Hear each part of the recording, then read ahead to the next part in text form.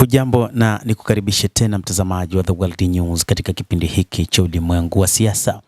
Bado tunaendelea kukuhabarisha mambo mbalimbali yanayojiri katika ulimwengu, lakini wakati huu tunatazama ripoti ambayo inaeleza kwamba bila washirika wa NATO na washirika wengine, Marekani haiwezi kushinda katika uwanja wa vita. Ni kweli Marekani ina kila aina ya silaha ambayo inaweza kutumika katika uwanja wa vita na kuipatia ushindi. Lakini wakati huu Marekani ambayo imeingia vitani dhidi ya Jamhuri ya Kiislamu ya Iran, ambayo si yenyewe pekee, iliingia ikishirikiana na Israel, bado imekutana na wakati mgumu katika uwanja wa vita. Marekani ina silaha ambazo zina uwezo kutoka nchini mwake hadi kuifikia Iran. Lakini pia Marekani ina teknolojia ya hali ya juu katika mapambano. Ina silaha za kutosha katika eneo la Mashariki ya Kati, hasa uwepo wake wa ngome za kijeshi.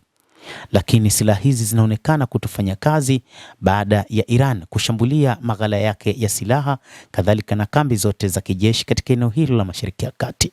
Hii ni mbinu ambayo Iran ilifanya na ilitangaza hata kabla ya vita kwamba endapo Marekani itaamua kufanya mashambulizi dhidi ya Iran, moja kati ya jambo kubwa ambalo Iran itafanya kupitia jeshi lake la IRGC ni kushambulia ngome za kijeshi katika eneo lote la Mashariki ya Kati, na ndicho ilichofanya Iran.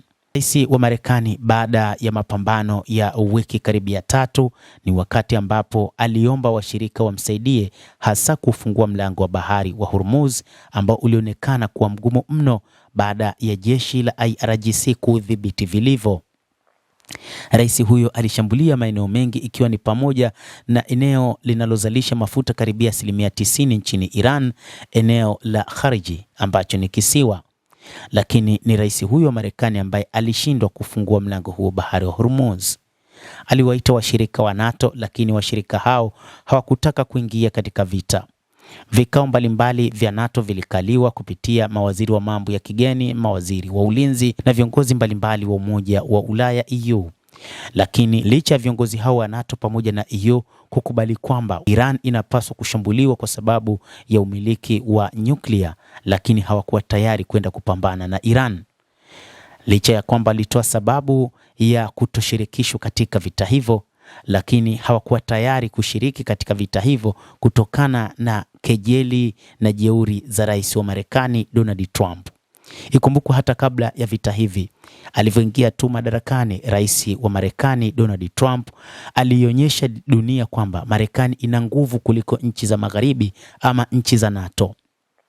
Ni rais huyo huyo wa Marekani ambaye alikuja kuwageuka washirika wake kwa kuwaongezea ushuru wa 10% hadi 25%. Baadhi ya mataifa yaliongezewa ushuru zaidi na zaidi kadri siku zilivyozidi kusonga. Ni rais huyo huyo wa Marekani ambaye alitaka kuwageuka washirika wa NATO kwa kutaka kuteka baadhi ya maeneo ya NATO, ikiwa ni pamoja na kisiwa cha Greenland cha Denmark. Kadhalika ni rais huyo huyo wa Marekani ambaye alitaka kuiteka Canada. Alikuwa akizungumza kama masihara hasa katika kipindi cha kampeni, lakini hata baada ya kuapishwa kuwa rais kwa awamu ya pili, alikuwa na kauli za kutaka kuichukua Canada, akisema litakuwa ni jimbo lingine la Marekani. Hili liliwapa wasiwasi washirika wake ambao waliona kwamba rais huyo wa Marekani anaweza kufanya ushirika wa NATO ukayumba, lakini ushirika kati ya Marekani na Umoja wa Ulaya ukayumba. Na kweli uliyumba.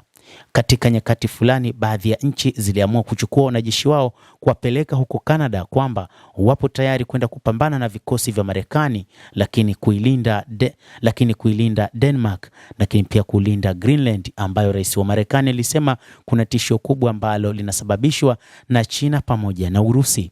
Washirika wa NATO litazama tishio hili bila kuona matumaini yoyote kwamba kuna tishio, na ndicho ambacho kiliwafanya washirika hawa kuona kwamba kumbe rais huyo Marekani bwana Trump mipango yake ni kutaka kufanya lolote na kuidhibiti NATO anavyotaka. Aliwalazimisha washirika hao kuongeza bajeti zao za ulinzi hadi kufikia 5%, licha ya kwamba kwa muda mrefu wanachama wengi walishindwa kufikia 2%, hasa katika kipindi chake cha awamu ya kwanza. Ni rais huyo huyo pia alitishia kujitoa katika NATO katika awamu yake ya kwanza. Kwa hivyo nchi hizi ziliona kwamba rais huyu wa Marekani labda anataka kuichezea NATO na hivyo wakamwacha aingie peke yake vitani. Lakini hili lilimfanya rais huyu wa Marekani, baada ya kuona kwamba anakosa msaada kutoka kwa NATO, alitamka wazi kusema kwamba NATO ni waoga, hawana uwezo wa mapambano. Na hiki pia NATO akakiona ni kiburi kingine cha rais wa Marekani bwana Donald Trump. Wakaona kwamba ngoja wamuonyeshe kama ana uwezo wa kushinda bila NATO. Hivyo vita nyingi ambazo Marekani amepigana katika ulimwengu, nyingi ziliwashirikisha wanachama wa NATO na zikampa ushindi. Lakini wakati huu bila NATO, rais wa Marekani anatangaza kufanya mazungumzo baada ya vita vya takribani wiki 3 kuelekea ya 4. Mtazamaji wa The World News, hayo ndio ambayo tunayo. Ni ripoti inayoeleza kwamba Marekani bila washirika ni Marekani ambayo haiwezi kushinda katika uwanja wa vita, na kwa bahati mbaya wakati huu imekutana na taifa ambalo linajiweza katika mapambano, linajiweza katika teknolojia, lakini pia inadaiwa kwamba ni taifa la Iran ambalo lina ushirika wa karibu na mataifa mengine makubwa duniani kama vile China pamoja na Urusi, huku baadhi ya viongozi hasa wa Kirusi na Kichina wakisema wapo tayari kuisaidia Iran wakati wowote.